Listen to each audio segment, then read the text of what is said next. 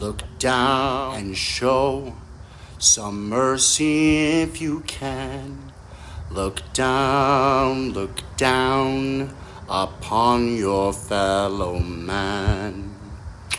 Hello, my name is Tommy. This is Tommy Nation Politics. Not much to look at, nothing posh, nothing that you'd call up to scratch.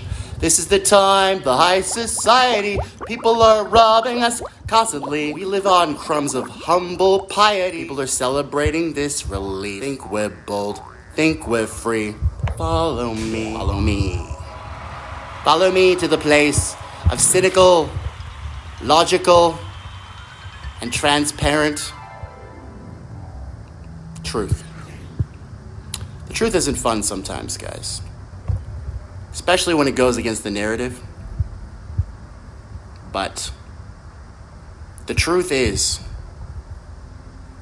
for over 15 years, the minimum wage has stayed at $7.25. Stagnated. While inflation has risen, the median income of average household risen. Rent has risen. Car prices have risen. Bread's not a nickel anymore. Bread's now, if you get the multi-grain bread, it's like $4.99 at H-E-B. Maybe you can get a meal deal, for that bread. Costs on every single middle class need, want, food, clothes, and shelter. All of those costs have risen. College tuition, risen. What stayed the same is minimum wage. Stayed the same for over 15 years. And no matter how hard we try, and we want to, it's just never going to rise. The Senate parliamentarian, right? What if those corporations fire people and outsource their jobs? Oh, that's already happened. What if automation? Oh, that's already happened. So let me just focus on this $1.9 trillion COVID relief bill. So it's $1,400 checks to every single earner with an annual gross income of $75,000 or under. Okay, and then there's some stuff with the two people, $150,000. And if you have a child under 6, it counts as a real person and it's more money. I don't really know. Kids are more money. I've always thought that was weird when people do that stuff, like with the alimony and stuff. And it's like the kids are worth money. It really is like an incentive to make people have kids. Like Miss Hannigan. If Miss Hannigan, she runs an orphanage. Can she claim Annie and all those little stinkers that are singing "It's a Hard Knock Life" on the stairs? Okay, sorry. I don't think so, but I'm digressing, guys. So, the COVID relief bill, $1,400 checks. Now, it had $400 unemployment enhanced when it passed the Senate. It went back to the House of Representatives for finalization, and they cut $100 off the unemployment benefits. So, and then we have the the COVID centers, testing, tracing. We have the slush for the foreign aid, corporate tax loopholes, and it's really about 9% of the COVID relief bill is actually COVID pertaining. The rest of it has to do with robbing us and funneling the wealth and resources to the donor class, which has happened. This is the 5th time. I'm literally surprised we still have wealth, guys, of any kind. But we are the richest country in the world. Maybe because we steal other people's oil and resources from with the Saudis. But be that as it may, we've got a lot of resources. We've got a lot of wealth. So, there's a lot of things that you have to reflect on when it comes to a bill like this.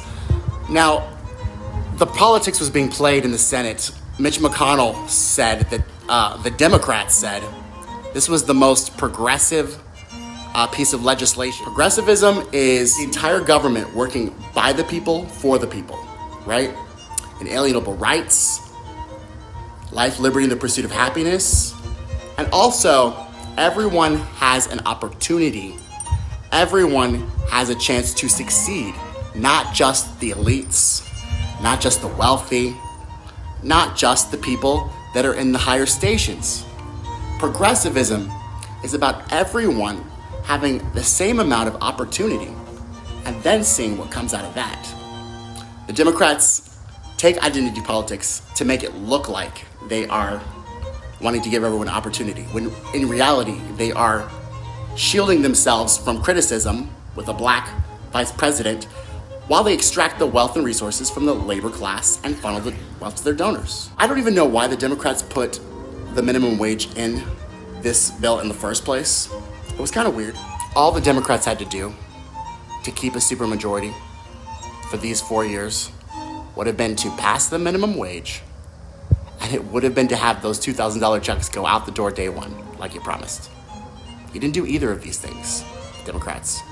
So come 2022, 2021, 2022, yeah, the Senate's not going to be Democrat held, for sure.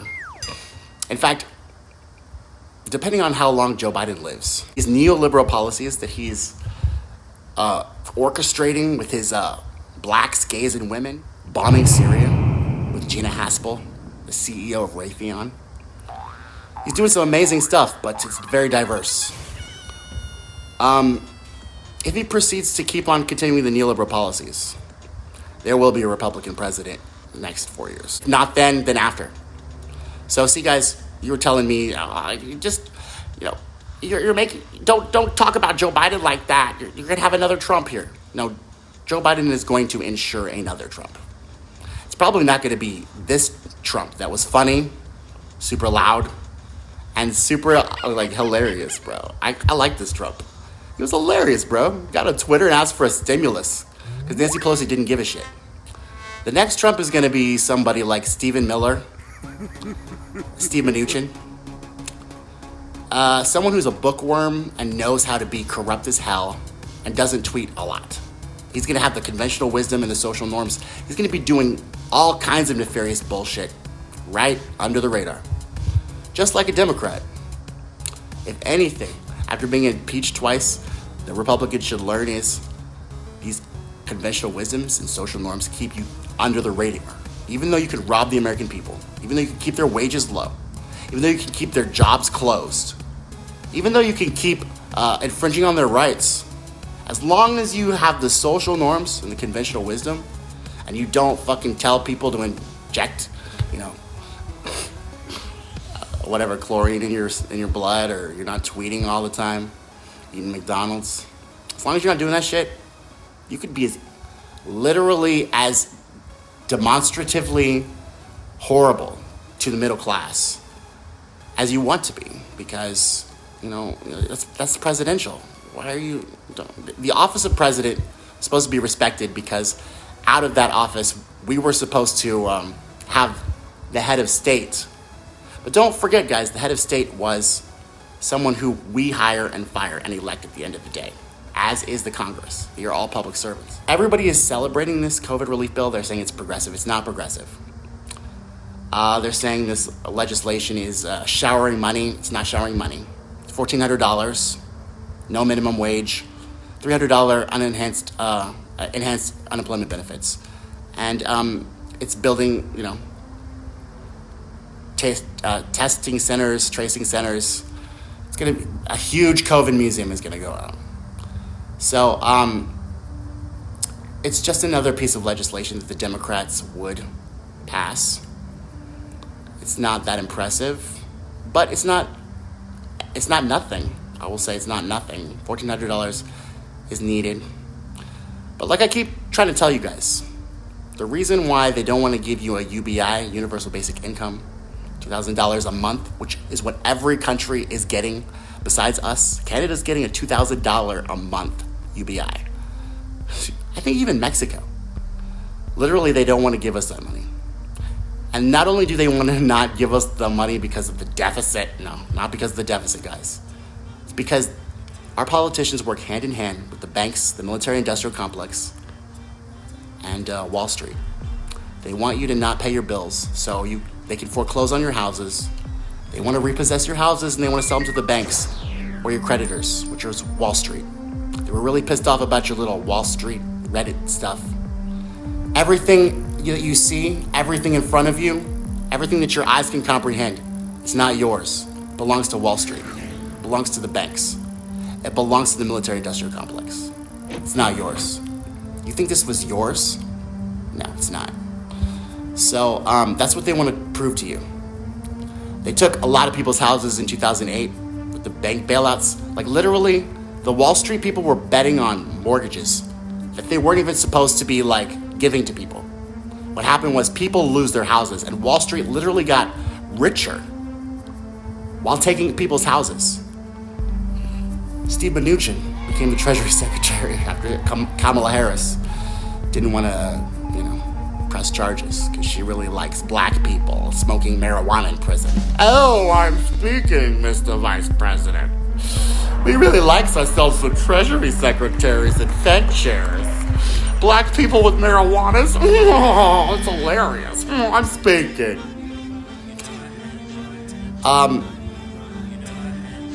just want to let everyone know that at this point in time, and I'm not being snidey, I'm not being cynical, I've waited to reflect on what just happened because I wanted to literally think about what exactly the pros and cons. I wanted to really quantifiably let you guys know a few things. A, the progressive movement is dead. Nothing's progressive anymore, guys. There is no Green New Deal gonna happen. Legalizing marijuana, not gonna happen. Minimum wage increase, not gonna happen. Nobody is gonna be doing college debt, canceling that, not gonna happen. Republicans, the Democrats, nobody's progressive in those two parties. AOC, did she stand up for your minimum wage? Did she vote no on this bill? No. Neither did Ilhan Omar, Rashida Tlaib, Ayanna Pressley, or Ro Khanna, for that matter. All of our politicians go along to get along. They respect the conventional wisdom and social norms and business as usual, decorum amongst everything. And it's really left us with a tragic void. It really has. I would like to have some hopefulness. If anybody could let me know exactly what is progressive that could be happening, because literally we're not getting anything with the president. Nope. Y'all just heard the progressive platform that I named off, right? Green New Deal, legalizing marijuana. All these things, they're not happening. Okay, guys? So that should let you know something. Should let you know that this progressive movement is now dead. Bernie Sanders killed it when he said Joe Biden was a friend of his. It's a good question. Number one, I was a Democratic caucus. Even though he tried to cut Social Security twice, and we should all vote for him. I don't really know what I'm going to do, man. I'm more sad about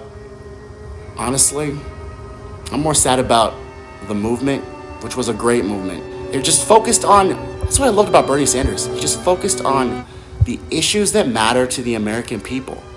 What matters to us? We have financial problems. We have health problems. We have mental health problems. We should smoke some pot. At least, if we're going to live in a society that fucking won't even let the minimum wage increase, we should at least smoke some weed. But nobody's standing up for those things anymore. And literally, Joe Biden tried to get Neera Tanden into the OMB. You think she would have let that shit slide? Fuck no. Not Medicare for all, not a Green New Deal, not legalizing marijuana. I don't know who the next douchebag is that Joe Biden's going to nominate to that, but that one is going to be making sure that Bernie Sanders operates within the parameters of a Joe Biden presidency, which means massive poverty for the middle class, lots of incarcerations, drug problems, and failure of government, overreach in the military and industrial complex. It's what Joe Biden's always meant and stood for, because the only thing Joe Biden cares about is Joe Biden. So you grease your little friends. By the time you die, or Kamala Harris pushes you down the stairs, they will rewrite history as you were the greatest thing since sliced bread. He passed the great progressive COVID relief bill. He was amazing. Oh, let's write this down. It was the most progressive legislation in this era. Mark it on your calendar. To say the Democrats are soft on crime. So progressive. I'm sure they're going to fucking write that shit for you. So you don't have to worry about doing anything progressive, Joe. Democratic? Got your friends that write history. Literally, they write it. They are the ones that write history. Like, literally, they are. A Democratic president. And Iraq had something to do with 9/11, blah, blah, blah, blah. Then we were in Libya. And Martin Luther King was a communist? No, scratch that. Martin Luther King is good now. A Democratic president. Yep, they're always writing history. The deep state. So we still have a deep state. We still have massive income inequality. We still have polluted air, food shortage. We're drone striking 8 different countries as we speak. That's the secret. And they're getting our foreign aid money, at least. No, they're not. Because, we're not drone striking Egypt. Or we're definitely not drone striking Ukraine. We should have at least given some aid to Libya, Iraq, Afghanistan, Somalia, Yemen. Should at least give some aid to them, because we'd be drone striking them every day. And Syria. So, guys, my thing is, I don't know what we're going to do now. My mission, my plan is to just keep on talking about how the Republicans and the Democrats are only trying to maintain their own power. Don't give a shit about us. I don't understand why anybody else can't see that, but I guess I'll just keep on saying it. But literally, the more these relief bills go by, the less country we have, the less liberty we have, the less freedom we have, the less posterity we have. I mean, let's pretend the deficit was something that actually matters. Did we run up the deficit, guys? Or did they? They've done everything horrible. They've trashed our country. They've trashed it, polluted it, poisoned it, divided it. And then, when all of our problems come to a head, they just kick the can down the road for 4 years. So it can be an election thing. So it can be like an election issue, so people can fucking get elected off of it. No, these are issues that need to be solved. These aren't campaign issues that you can raise money off of. This whole system is incredibly eating our country, guys. It's literally eating our country. This COVID relief bill is a huge premier example of the world we made, guys. It's the world we made.